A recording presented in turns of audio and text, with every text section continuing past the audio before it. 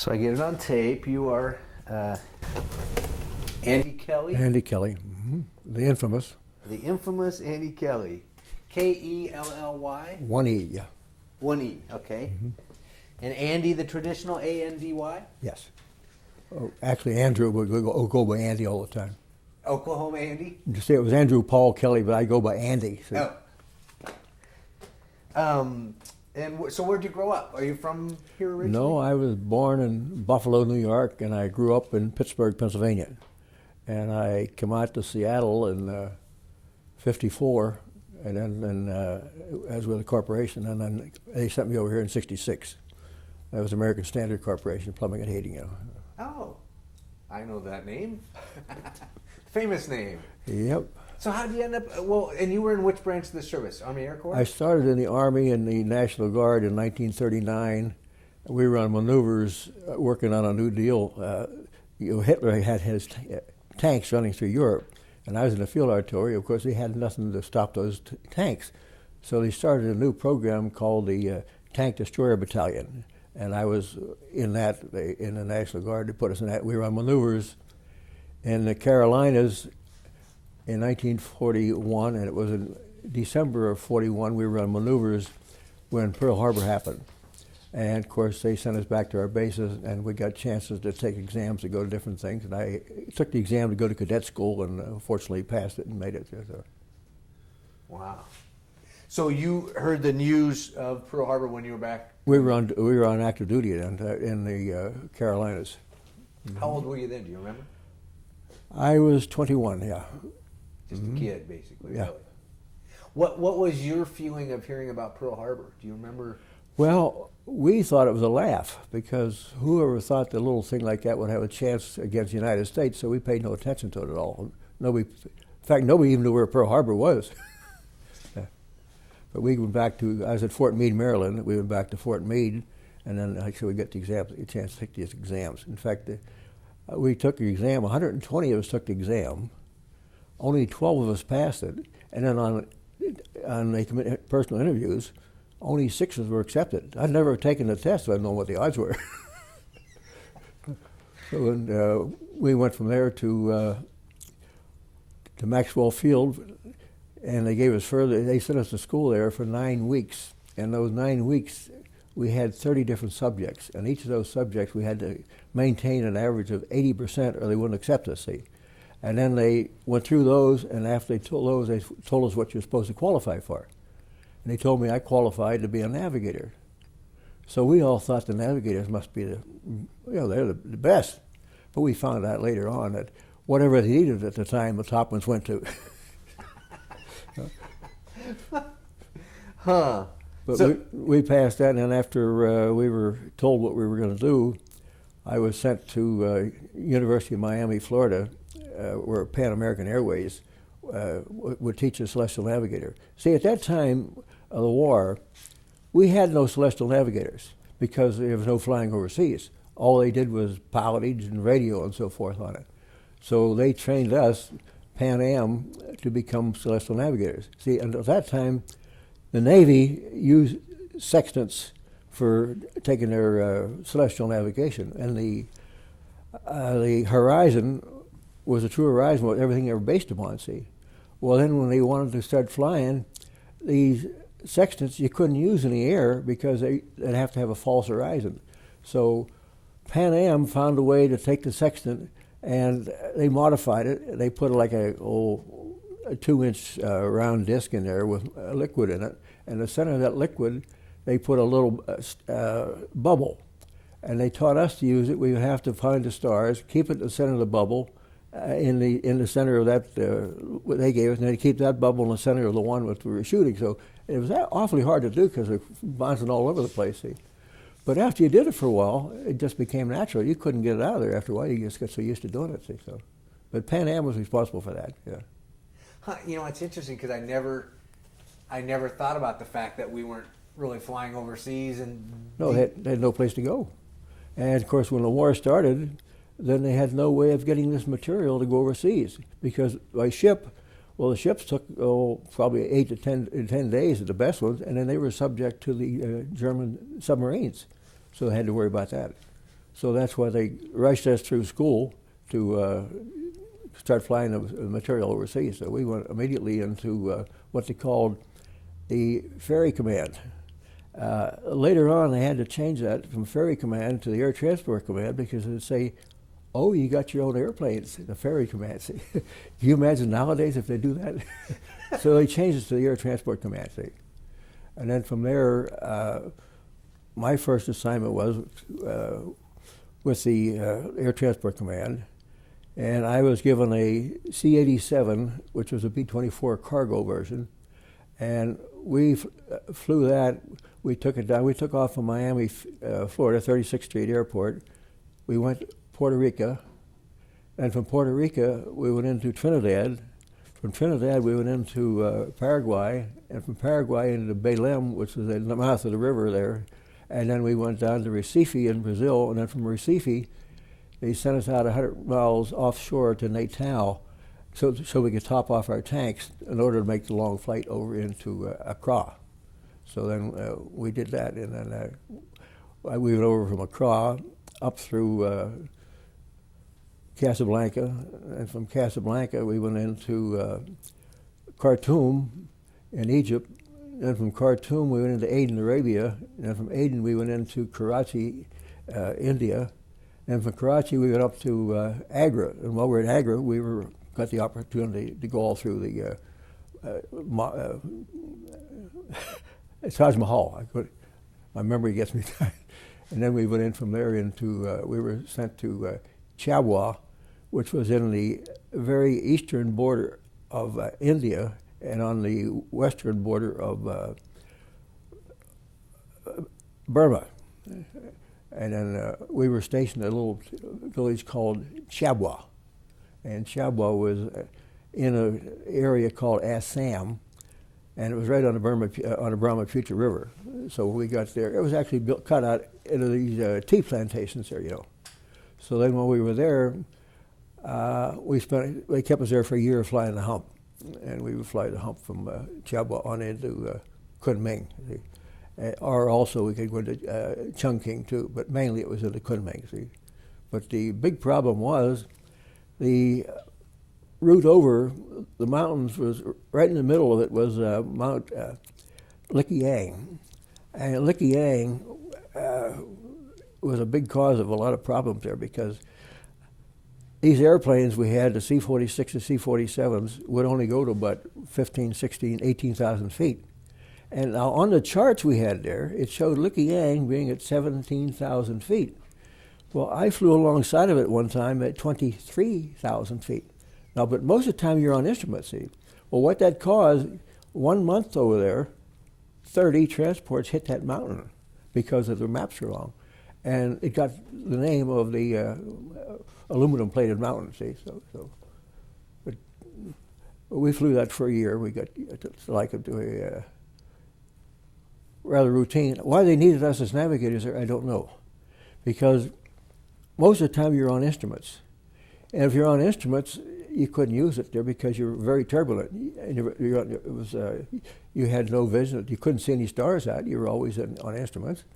And if it wasn't instruments, well, then you just flew by pilotage where you were, because we always knew it was what you had between you had 4 rivers. You had the East Irrawaddy, the West Irrawaddy, the Salween, and the Mekong were 4 rivers which you used for pilotage. And then Likiang, you could always see a little bit to the north where you were, see. So what did you end up doing then? Well, most of the time we flew as co-pilots. We had several of our navigators check out as pilots from the experience they got there, see. You know.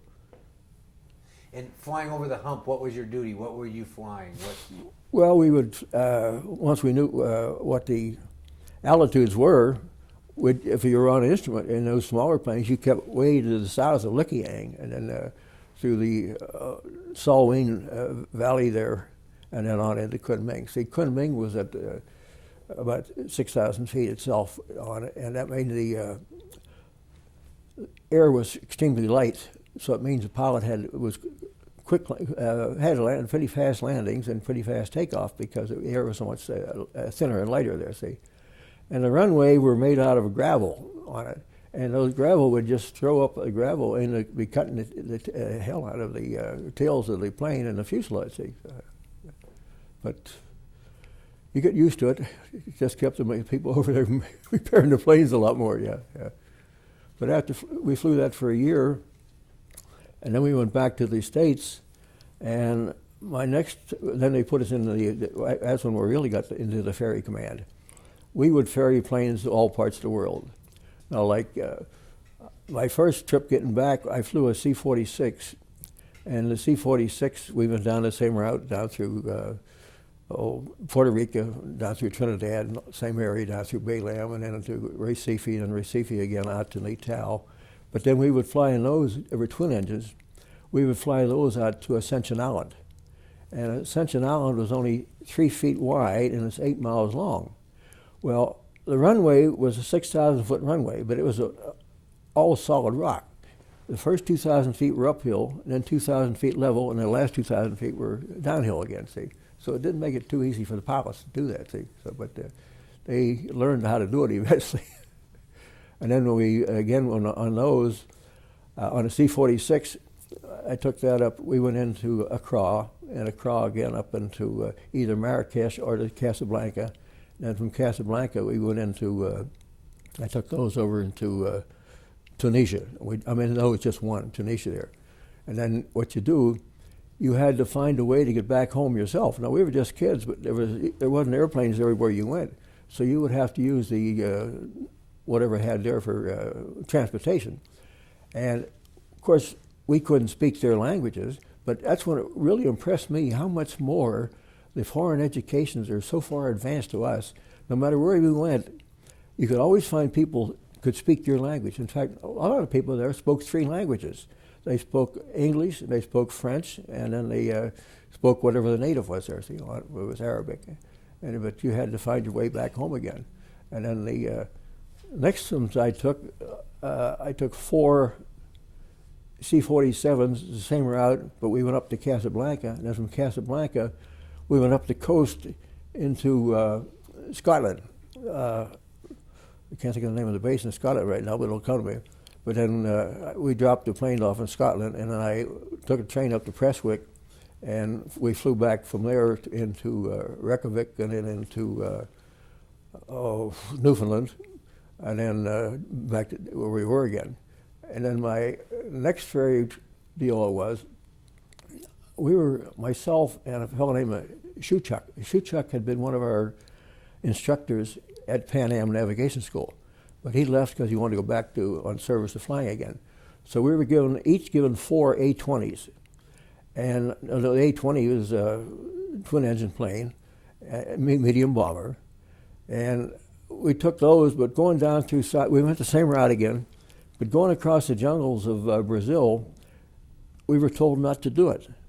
But Shuchuk figured we could make more time going across the jungle. Well, halfway across the jungle, he lost an engine, and then he had to land and find an emergency landing strip to land on. And he found one there, but it wasn't long enough for him to take an A-20 to take off again, so you'd have to just truck it out or something. So he called me and says, Andy, take over my 3 planes. So I had 7 planes there on it. But the biggest thing I never liked about it was the fact that we were taking the place of these navigators for these planes over there. They sent them all over by ship. They could have come along with us and picked up the experience, but that didn't happen. They shipped them every time we went up. The navigator went by ship, which was rather ridiculous. See? So I took these 7 planes down the same way, the same route, over into Casablanca, and then from Casablanca into Sicily, and from Sicily into Rome. Well, then there was a little air base right outside Rome that we had to take them to. Now, at the same time, I had 2 brothers in the service. One was a pilot on B-24s in Italy, and he was at Cerignola, which wasn't too far from where we were. So you can talk about the difference in age, how young they were in those days. The pilot who was in charge of all the planes was named Wilson. He was 24 years old, and they called him Pop Wilson. Well, when we get up to Rome, I told him I'd like to fly over to Cerignola to visit my brother. And he said, sure. He took the whole 7 planes. We had 7 planes go to Cherignola, which didn't exactly make the CO too happy, I see. But I met my brother. I get there, and my brother was, he was, like I say, a pilot of B-24s, and they gave us a number of his plane. And we were waiting for him to come in. His plane didn't come back, but they found out they'd given me the wrong number. So he did actually make it. So then again, you'll find your way back to the States again, back over to Casablanca. And you could usually pick a hop up from Casablanca into Heathrow up there in London, see, and then find your way back again. Well, when I took these A-20s into the flight, I went to take off the next day, and they said to Lieutenant Kelly that the colonel wants to see you. So he met me, and he says, we're short of navigators here. He said, I'm going to keep you here. He says, but I'll get you all kinds of promotions. I said, sir, I'm on detached service, and you can't give me a promotion. You know it. See? But he did have me fly a couple bombing missions with him. We bombed with these A-20s, the marshalling yards up in northern Italy, see. And then the next couple of days, he said, okay, you're right, I can't give any promotions, but go on back and get me some more airplanes, see. So we made our way back to home again. So then we get back to our field. We were stationed at Newcastle, Delaware. And at that time, they had no air transport, no Army airline, see. And this was the Army at the time, see. So what they did, they started an Army airline. And I was one of the 33 original navigators picked on it, see. And we had started out, we were supposed to eventually work up to 12 flights a day. And we would load those, well, we had the best plane ever. They gave us a C-54, which is brand new. Later they called it a DC-6 on it, but we had the C-54s, which were 4-engine, could carry twice as much cargo as we could on the other ones, but they were the first tricycle landing gear plane, see, and it made it real nice. And the navigator section was beautiful. You had your own desk, you had your own sextant built right into the ceiling there, and everything was just in favor of a navigator. It was really, really great. So if they started us on that, we went up to Mitchell Field in Long Island, and we would load on Long Island all our, whether it was cargo or troops or personnel or anything else they needed there. And we would go from there into Stevensville, which was on the western side of Newfoundland, see. And then from Stevensville, our next stop, what we would do, the plane would go there, and we would get off, and the plane would go on to the next route. So we started the first airline, see, for the plane would go on, and then we would wait the next day to get that same route, the same plane again, on your route. So we go from there into Reykjavik in Iceland, and then from Reykjavik either into Heathrow in London, or we would go down through from Newfoundland down into the Azores, and then from the Azores we would go into Casablanca, see. Now at that time Paris was still captured, see. So when I was very fortunate, the first time we get over there, they sent us, we landed in Heathrow, but they sent us into Paris the day after Paris was recaptured, see. So it was very interesting because the French, man, they went out of their way. We were great people for about 6 months. And then after a while, they wanted their way, so but they didn't quite get it. But it created a lot of ill feeling with it there. But then, like I say, after that, most of our runs were into Paris. In fact, I had 70 round trips in from New York to Paris alone, see, on that. And the way it took us about 45-hour flight time to make a round trip, because you go up to Newfoundland, and from Newfoundland into Reykjavik, or else the Azores, and then get down mainly into Paris after that. But in the beginning, we went into Casablanca, and then over into Cairo on it. That's where it ended up. So, but we hit quite a few areas there on it. But it was very, very interesting. And so prior to starting the Army airline, I was in the field artillery. Well, but I mean, when you were with the ferries, yeah, flying over, and you drop off your planes and stuff, mm-hmm.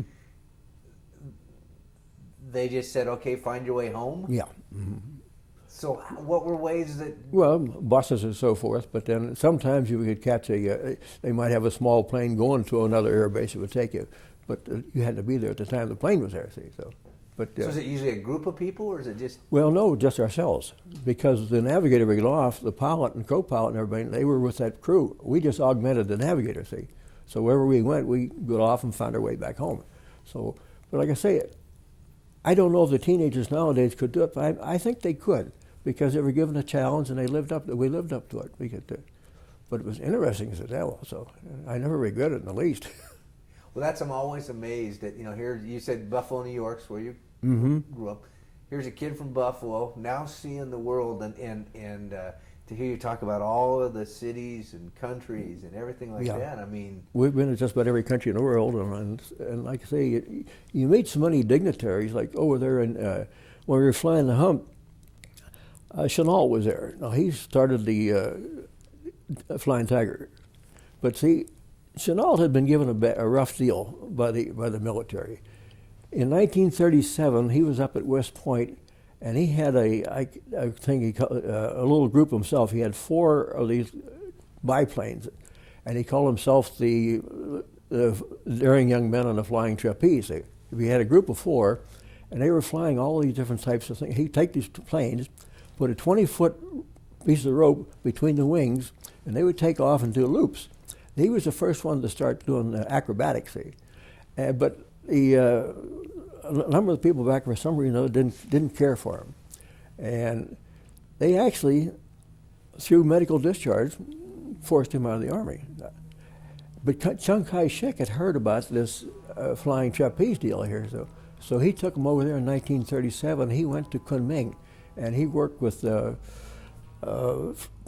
putting Chiang Kai-shek's little airline he had, not airline, but Air Force he had there back into make some sense out of it. See, but he did, and where he got some of his men on that at that time, the Italians had among the wealthier families, their kids would go through flying school and learn how to fly, and they went and they joined up also with Chenault over there. See, but Chenault didn't get the planes or the stuff or the men he needed there. But it just so happened that Madam Chiang Kai-shek's brother, can't think of his name now, he worked in the White House with Roosevelt. So they found a way of getting Chenault a visit with Roosevelt back in the White House to explain what he wanted to do with over there in China. See, so they get back there, and he was able to convince them that they could really end the war quickly. So what happened? They started you heard about the AVG, the American Volunteer Group. Everybody thought that's what they first started. When the Flying Tigers were volunteers on there. But people all thought they were civilian volunteers. They weren't. Chenault was given permission to go to the Navy, the Marines, and the Army and see how many of those pilots they had would join as volunteers to go with him. So they couldn't go into China at that time because they were active duty and we weren't at war. So that's why they took them as civilians, the AVG. And I guess they worked out real well for him because they gave him 100 planes, and he got 150 men, 100 pilots, and 150 men to work as ground crews from the various bases. They took them all over to.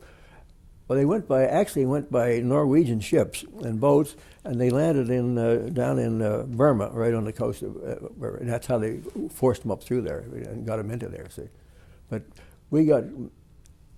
I guess it was Chiang Kai-shek had come into Chabwa quite a bit because Chabwa was at that time the gateway to China.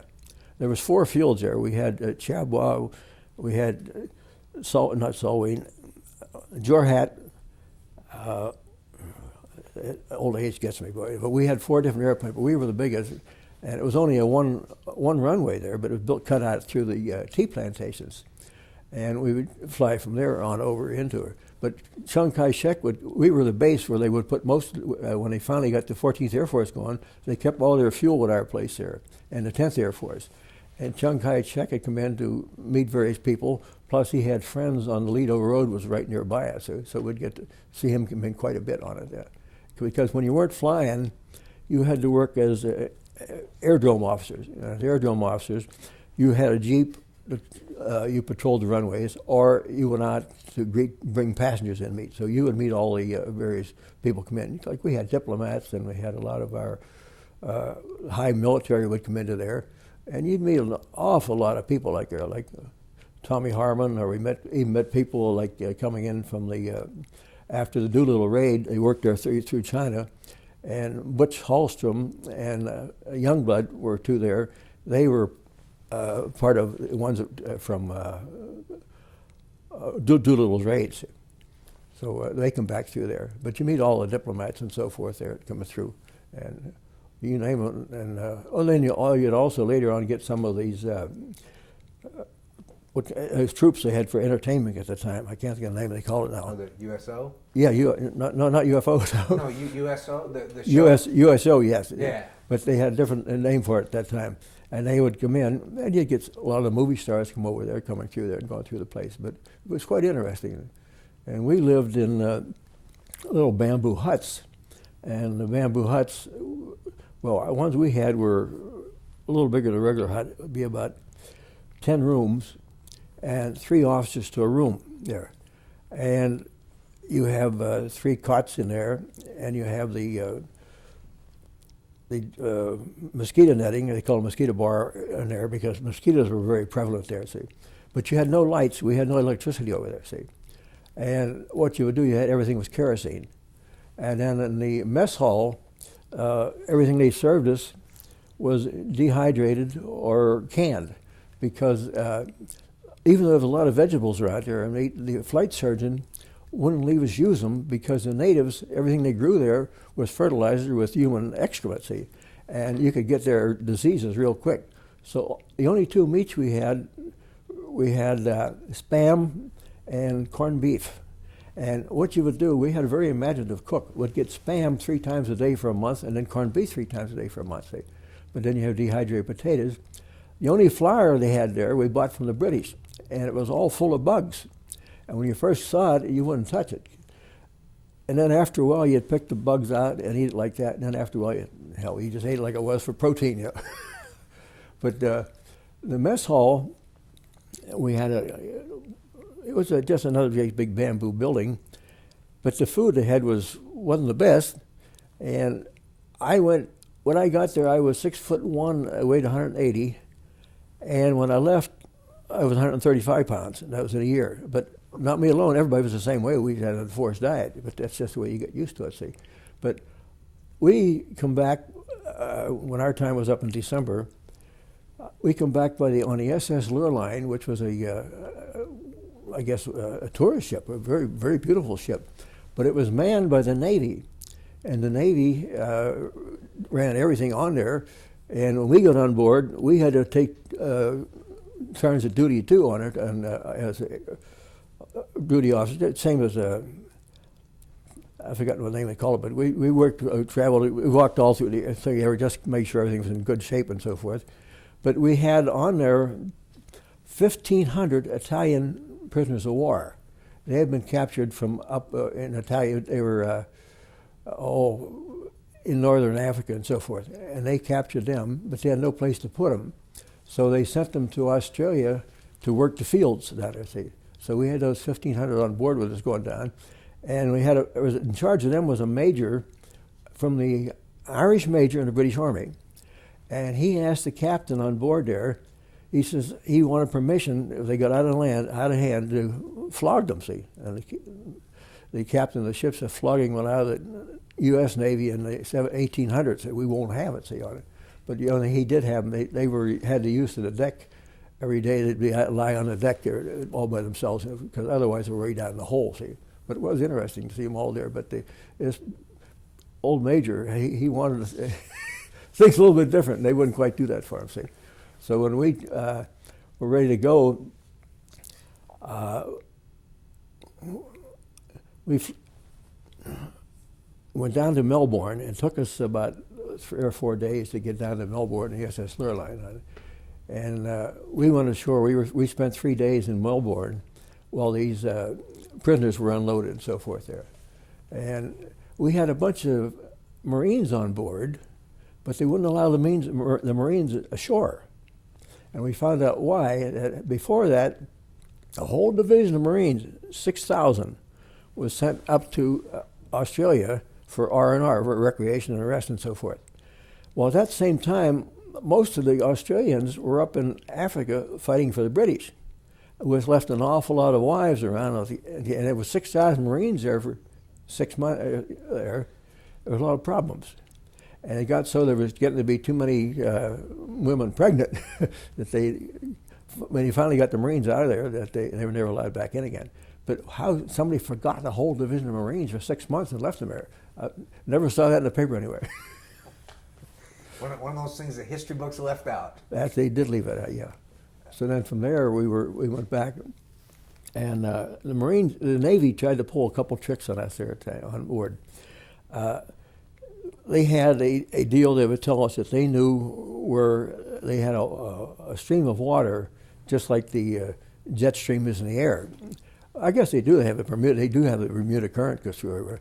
But they told us it's one they had that they could put all the mail in the water and it would get into Hawaii before us. Yeah. It was quicker. Well, we often wondered why it was quicker. Why didn't they just get in that stream themselves? But what they wanted to do was they asked us all to write letters home and so forth, and they would see if they got there on it. Well, all they intended to do was take up one of the last night we were there, read all these letters publicly and make asses out of the Air Force any way they could. See, but it just so happened we had a Navy captain who had spent a year with us flying the Hump, and he told us what they were doing. See, so we all wrote letters praising the Navy and so forth, how great it was, but down the bottom we put, but nothing can stop the Army Air Corps. So he worked in we liked that very much.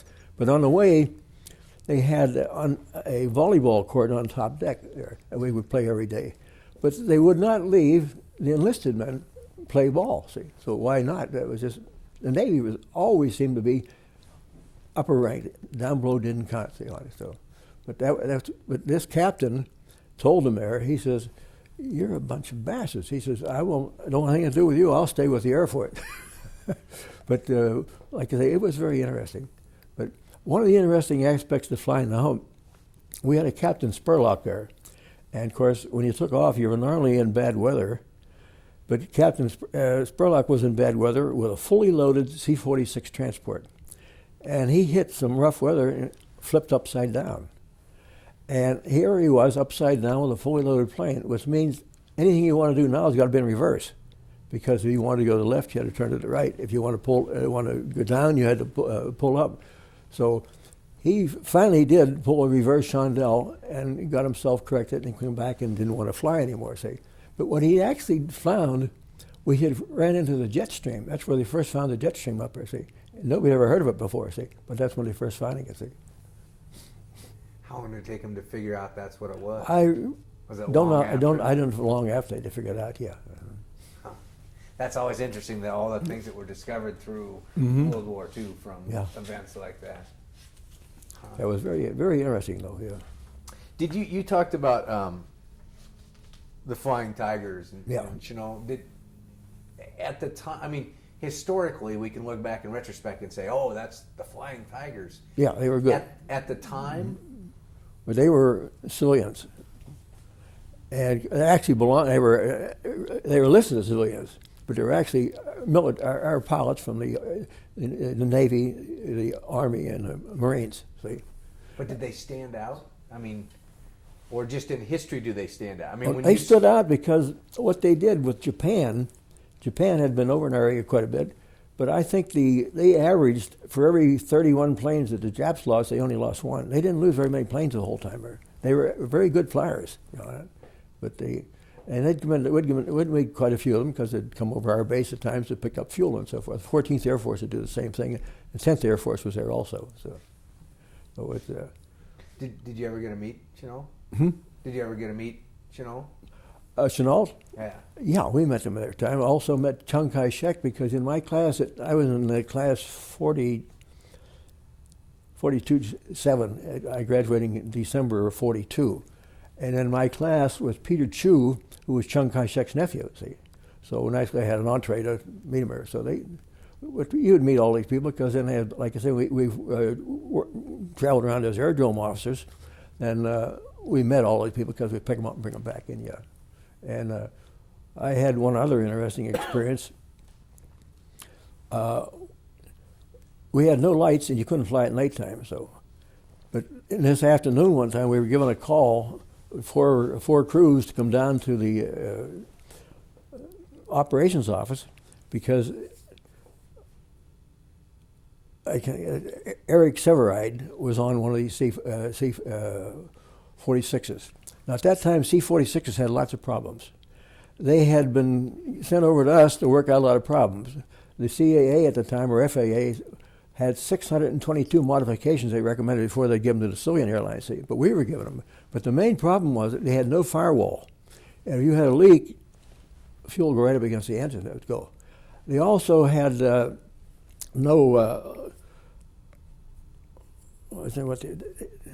had electric props at the time. And they were changing electric props over to hydraulic props. And as a result, they had lots of problems. Now, if you lost an engine on a C-46, they couldn't maintain altitude. They had to go down. Well, unfortunately for Severide, he was on one of those. So they get over Burma, and they were going to have to crash land. And they called back, they gave a mayday if they had problems. So what they did with us, they called 4 crews and gave them 4 sectors to fly. And the sector I flew was over where Severide was, see. And he was down in the valley, and they had just like a great big football stadium, but very, very big, but not enough room to land to take off, see. But it went up to around 9,000 feet on the side and 8,000 feet in the end of it. And I had a pilot, Chuck Farrell, and Chuck Farrell had been with us on our first, he was along with one of our passengers that we took over on that first trip there. And he was the pilot, and we had a Captain M.M. Jones from Group came along as co-pilot because they were interested because it was Severide, see.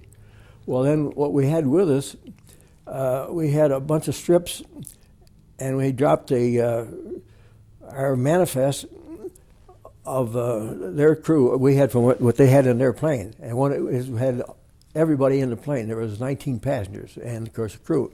So we dropped material down to them, and told them to lay out. We listed the passengers on board, 1 through 19, and the crew.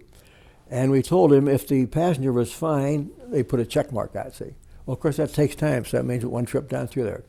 And then it was, if he had been injured, he was given the extras were dead. Let me see, they were okay. Question, we had a check mark for when they were okay.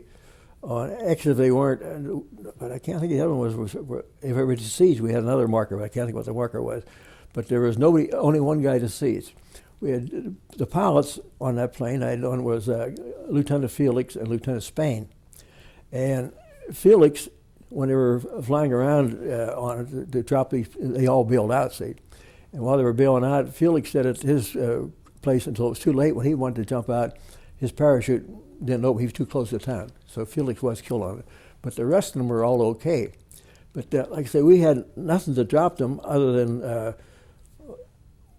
all this material down, and we did drop some, a few. We did have a few things we dropped to them, but not very much because we didn't know what their problem was at the time. All we were looking for was information at this time, see. So we flew over, and we got all the information, and then we flew back to the base. And in those times, like I said, we had no electricity at all. So we didn't have any night landing. If you had night landings, you'd have to line planes up with the runway, facing down the runway, and they would land that way, but through the headlights, obviously. But we couldn't drop them a radio or anything because we didn't know we were going to find. We wouldn't have a radio. But the next day we had a Major Katz from Group come along. Or his lieutenant was back in. He brought along a radio with him, and we also at that time we had the flight surgeon and 3 medics come with us to drop down to him in case he had any injured. So when they bailed out, they had this radio that this Captain M.M. Jones gave to him, and then he talked to them down and see how everything was, and they went all through to check out everything was. And he asked him, he says, what can we do? What do you want? And he says, fried chicken and ice cream. Well, we had no chicken, and we had no ice cream at all. But the next day, we had a Major Katz come with us from Group, and he lived with General Alexander. General Alexander lived off base. And he had 2 containers, 1 container of fried chicken and 1 container of ice cream. So we knew how they were living compared with us. So the crew looked and said, we don't want to drop this, but because we had to give it to them. But they got their fried chicken and ice cream. But then after that, each day we would fly down over there for reconnaissance to see how they were making out. And then when they got ground transportation in close to the jungle to take them out, then we no longer surveyed them anymore there, see. But they did have problems because the Japanese were a lot of Japanese in the jungle there in Burma. That's why Stilwell was there, see. And Stilwell was another guy who hated Chenault. He didn't like him because he was back in Washington, D.C. with Roosevelt at the same time, and Roosevelt asked him what he thought of Chenault. He said he's most overrated. He called him a big bum and everything else, honestly. And then they asked Chenault. Chenault says, "I'm sorry, I disagree. He's one of the finest military men in the world, and he's very truthful and very honest. Anything he says, he'll do on it." So then Roosevelt, of course, heard the two sides, and Stilwell was quite embarrassed by it, see. So he hated them after that, see. And the theater commander we had at the time was a General Bissell. Bissell had been a major at West Point the time that Stilwell was flying those planes. And at that time they invented a bomber and made it was go 200 mile an hour, a bomber. And Bissell, he was so foresighted, he says, this is going to outlaw all pursuit planes and so forth for pilots. He said, we don't need it anymore. He says, they can't keep up to them, see. So he made an ass of himself, in the eyes of Chenault. But he became the commander of the whole area. And he was stationed in right near Agua. And I can't think of the name of the thing, but he was stationed, that's where his command was over there. Oh, New Delhi. He was stationed in New Delhi. But he was 2,000 miles away from us, the theater he was running, see. But every time he had a chance to thwart Chenault on supplies and so forth, he would do it, see.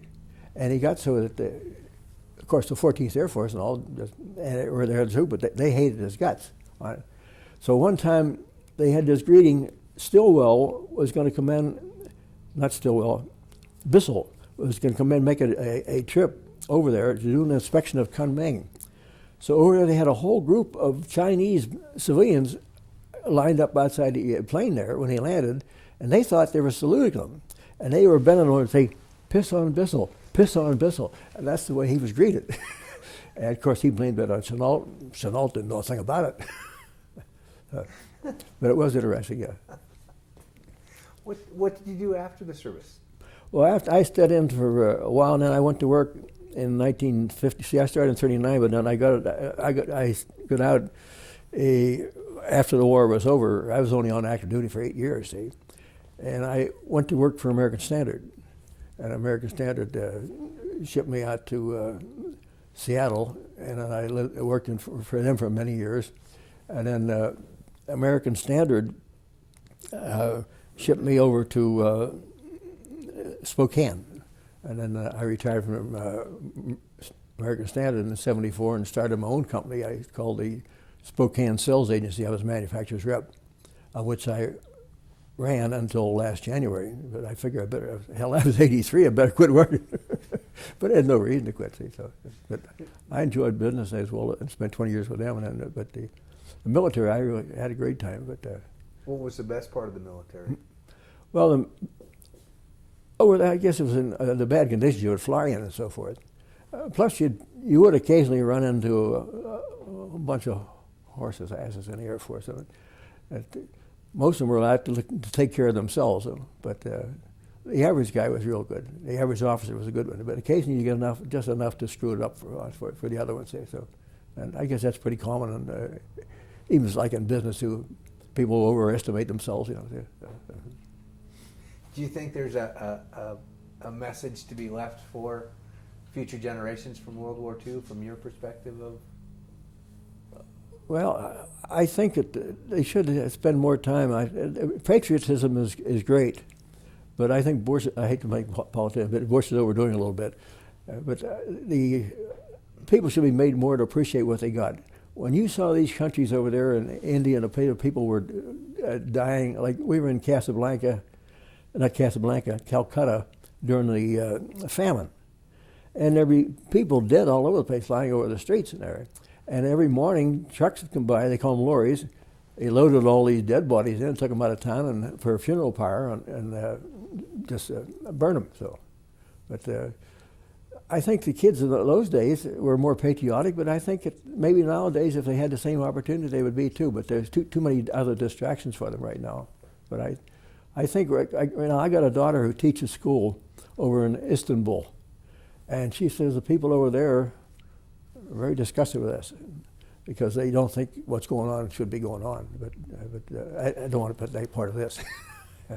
Well, that's interesting where she's teaching school. Well, she taught in Beirut for 2 years, and she taught in Mexico City for 2 years. Now she's finishing 2 years here and there. Next year she will be in the island of Bahrain, and that's over there in the Persian Gulf, that area. So, but she just likes to teach over there. So, yeah, she likes it very much. But like I say, after what I've seen in those countries, the way they live, how little they have, I feel you really appreciate what you have back here. Yeah. And I don't think that people are aware of that enough, that we don't play up too much how bad. We do have somewhat, but not enough to really impress them. So, yeah. But I don't know what kind of a message to leave or how you get across to them, but I do know, I think that when they do want something done, that they seem to get it done here, though. Yeah. Of course, it depends on who's directing it. Yeah.